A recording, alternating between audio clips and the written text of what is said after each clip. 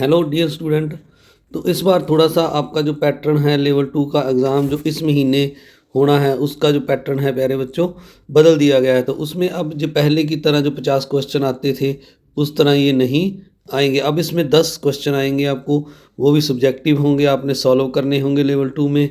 तो उनको जो कैसे आपने सॉल्व करना है, एक सैम्पल पेपर जो मैंने तैयार किया है आपके लिए, उसमें 10 सम हैं। तो पेपर जो है 75 नंबर का होगा और जैसे मैंने बताया 75 मिनट ही आपको उसको करने के लिए मिलेंगे। तो आइए शुरू करते हैं। तो ये आपकी स्क्रीन पर पहला सम है। इसमें यहाँ पर लिखा हुआ है, रेखा एक अच्छी कर्मचारी है और जो अच्छी जीविका कमाती है। वह प्रति माह रुपये 16,000 कमाती है। वह भोजन पर अपनी आय का 1/4 भाग, शेष का 3/10 भाग घर के किराए पर और आगे लिखा हुआ है यहाँ पर, शेष का 5/21 भाग वह बच्चों की शिक्षा पर खर्च करती है। उसके पास कितना पैसा बचा। तो हमने शेष पैसे निकालने हैं, तो थोड़ा सा इसको बड़ा करते हैं। तो अब सबसे पहले अगर हम देखें, यहाँ पर लिखा हुआ है रेखा की जो प्रति माह इनकम है वो 16,000 रुपये है। यानी उसकी अगर हम पहले सबसे आपने यहाँ पर उसकी जो इनकम है, जो आय है, वो लिख लेनी है। यहाँ पर उसकी आय जो है, जो प्रति माह आय है, इस तरह जैसे ये मैंने लिख दिया, आय उसकी 16,000 है। वह भोजन पर आय का 1/4 भाग, तो आपने हिंदी में लिखना है यहाँ पर भोजन। जैसे मैंने यहाँ एफ डाल दिया जल्दी से समझाने के लिए आपको। फूड पर वो इस भोजन का जो है 16,000 का 1/4 जो है वो खर्च करती है। तो अब अगर हम 1/4 करेंगे इसका 16,000 का, तो अब 16,000 का हम 1/4 भाग करेंगे और इसको काटेंगे 4 एकम 4, 16 को काटेंगे तो चौको चौकी 16 और 3 जीरो साथ में लग जाएंगी। तो ये नहीं, उसका जो फूड पर खर्च है, भोजन पर खर्च है, वो 4,000 रुपये आ गया है। तो आपने इसको हिंदी पर लिखना है, हिंदी में यहाँ पर भोजन पर खर्च। जैसे मैं अगला लिख के दिखाता हूँ। अब आगे लिखा हुआ है शेष। तो अब उसका जो शेष जो रह गया है वो हम निकाल लेंगे। 16,000 में से हम जो है 4,000 जो उसका भोजन पर खर्च हुआ है उसको निकाल देंगे, तो ये हमारे पास 12,000 रुपया जो है हमारा जो शेष आ जाएगा। अब आगे लिखा हुआ है शेष का 3/4 भाग है घर के किराए पर। तो जो किराए पर वह खर्च करता है वो हम यहाँ लिख लेते हैं किराया। तो किराए पर वो जो शेष बचा है 12,000, इसका जो है 3/10 भाग, तो 3/10 के साथ इसको गुना करेंगे हम, तो ये जीरो के साथ जीरो कट गई और 3 को 1200 के यानी 1,002 के साथ गुना करेंगे तो ये 3,600 आ जाएगा। तो 3,600 उसने जो है किराया खर्च कर दिया। अब फिर हम शेष निकालेंगे, जो उसका शेष रह गया है। आगे लिखा है शेष का 5/21। तो अब हम शेष निकालेंगे, तो जो हम 12,000 हमारे पास था उसमें से हम 3,600 को माइनस कर देंगे। तो ये 3,600 को मैंने यहाँ पर माइनस कर दिया। तो अब हमारे पास जो है, इसको माइनस करने के बाद 12,000 में से 3,600 को, तो ये जो है माइनस करने पर हमारे पास 8,400 रुपया बच जाएगा। अब इस 8,400 का शेष का यानी 5/21 भाग वह बच्चों की शिक्षा पर यानी एजुकेशन पर खर्च करता है। इसका 8,400 का यानी जो है 5/21 भाग, तो इसको हम 5/21 के साथ गुना करेंगे।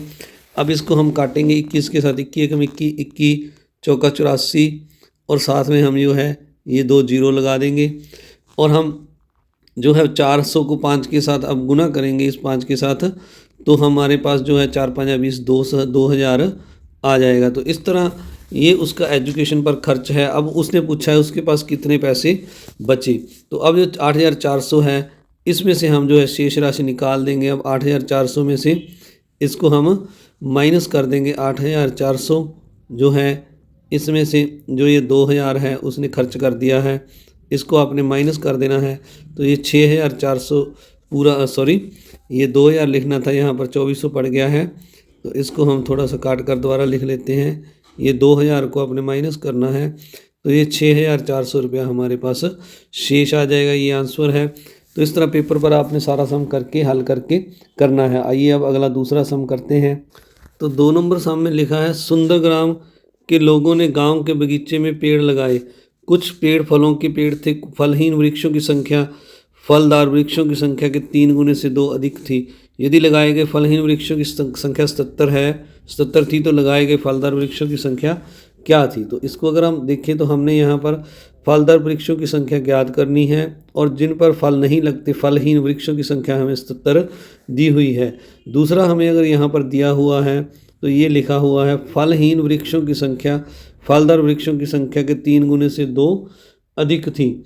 तो इसका मतलब ये है प्यारे बच्चों, अब अगर हम देखें जो हमने फलदार वृक्षों की संख्या निकालनी है, इसको अगर हम x मान लें तो अब आइए अब अगर हम फलदार वृक्षों की जो संख्या है इसको x मान लेते हैं तो अब हमें जो फलहीन वृक्ष हैं वो हमें 77 दिए हुए हैं, तो यहाँ पर इसको हम 77 लिख लेते हैं बराबर।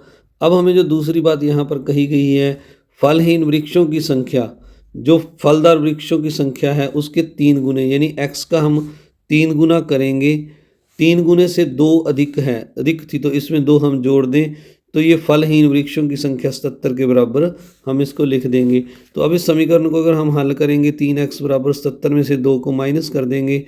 अब ये x है यहाँ पर माइनस करके 75 आ गया, ये जो 3 था ये 75 के नीचे लग जाएगा, इसको हम काट देंगे 3 एकम 3 25 या 75, तो जो फलदार वृक्षों की संख्या हमारे पास 25 आ जाएगी। तो आपने फलदार वृक्षों की संख्या लिख देना है, ये कितनी है 25 है। इस तरह आपने ये दूसरा सम करना है। आइए अब 3 नंबर सम करते हैं। 3 नंबर सम करने से पहले आप सभी से एक रिक्वेस्ट है, अगर आपने चैनल को अभी तक सब्सक्राइब नहीं किया तो जल्दी से करें, वीडियो को लाइक करें और ज़्यादा से ज़्यादा शेयर भी ज़रूर करें। तो आप देख रहे हैं नंबर 1 एजुकेशनल चैनल VMC वैदिक मैथ क्लासेस पर मिशन बुनियाद लेवल 2 का पेपर। तो अब यहाँ पर लिखा हुआ है एक दुकानदार एक वस्तु को 12 से 1/2% की हानि पर बेचता है। यदि उसने इसे 51.80 यानी 80 पैसे हैं 51.80 रुपये अधिक में बेचा तो उसे 6% का लाभ होता है। वस्तु का लागत मूल्य यानी CP ज्ञात कीजिए। तो अब हमने वस्तु जो है उसका जो है 12 सही 1/2 हानि पर बेचता है, यदि वह 51.8 रुपये अधिक में बेचे तो उसे 6% का लाभ होता है। हमने वस्तु का खरीद मूल्य यानी CP निकालना है। तो आइए इस सम को हम शुरू करते हैं। यहाँ पर सबसे पहले हमने जो CP निकालना है इसको हम यहाँ CP को मान लेते हैं, x मान लेते हैं, यानी कॉस्ट प्राइस जो हमने निकालना है वो x मान लिया। अब उसको 12 से 1/2% की हानि होती है तो ये हानि हम लिख लेते हैं, यानी लॉस है जो उसका 12 से ही 1/2% है। इसको हम गुना करेंगे तो 12 दूनी 24 25/2% हो गया। अब अगर हम इसका टोटल जो हानि है वो निकालें तो जो टोटल हानि है उसको हम CP में से माइनस कर देंगे तो हमें SP आ जाएगा। अब टोटल हानि के लिए हम पहले SP लिख लेते हैं यहाँ पर। तो SP निकालने के लिए हम x में से जो उसे हानि हुई है उसको माइनस कर देंगे कॉस्ट प्राइस में से इतने की उसने बेची, तो 25/2 है, ये हमने जो है x में से निकालना है। तो हम इसको x के साथ गुना कर देंगे और बटा में 100 लगा देंगे। अब इसको काटेंगे 25 एकम 25 25 चौका 100, तो अब 4 और 2 की गुना कर देंगे x माइनस x बटा 4 दूनी 8। इसको एक बार दोबारा से लिख लेते हैं नीचे करके। अब हम इनका एलसीएम लेकर जो है 1 और 8 का और x जो है 8x हो जाएगा और 8x में से ये 1x माइनस कर देंगे तो ये 7x बटा 8 जो है SP आ जाएगा। अब इस SP को हम आगे हमें यहाँ पर लिखा है, अगर इस SP को हम जो है अगर उसे 6% का लाभ होता तो हमारा जो SP है वो कितना होता हम यहाँ पर लिख लेते हैं। अगर प्रॉफिट यहाँ पर होता उसको प्रॉफिट जो है 6% का होता तो जो है उसका SP कितना होता। तो SP जो है हमारा x + 6/100, ये x का है तो इसको हम x में से निकालेंगे तो ये 6x/100 जो है उसका प्रॉफिट हो जाएगा। इसको हम x में जोड़ देंगे तो ये टोटल SP इसका आ जाएगा। तो टोटल SP कितना आ जाएगा, एलसीएम लेंगे 100 तो 100x + 6 हो जाएगा, 106x बटा में 100 है जो उसका नया SP आ जाएगा। अब आइए आगे लिखा हुआ है उसको 51.50 रुपये अधिक मिलते, अधिक में बेचा होता तो उसे 6% का लाभ होता। तो अब अगर हम देखें इसको SP नंबर 1 लिख लें और इसको SP नंबर 2 लिख लें, यानी दूसरा जो लाभ पर आया है। तो अब ये जो 106x/100 है और 7x/8 है, इन दोनों का जो अंतर है, यानी अगर 6% लाभ पर बेचता तो उसकी 106/100 100x की बिकती, अगर उसे हानि हुई तो 7x/8 की। अगर इस लाभ पर बेचता वो तो उसे 51 रुपये अधिक मिलते। तो अब इनका हम अगर अंतर देखें 106/100 x माइनस 7x/8, तो इनका जो अंतर है वो 51.80 के बराबर है। तो आइए इसको हम सॉल्व करते हैं समीकरण को। तो ये जो समीकरण है यहाँ पर हम एलसीएम लेंगे, तो नीचे जो एलसीएम है 100 और 8 का हम 800 एलसीएम लिख लेते हैं। हम 8 को इधर गुना कर देते हैं। इसको अगर आप काटना चाहें तो पहले काट भी सकते हैं। तो इस तरह से 8 को ऊपर नीचे गुना कर दी है।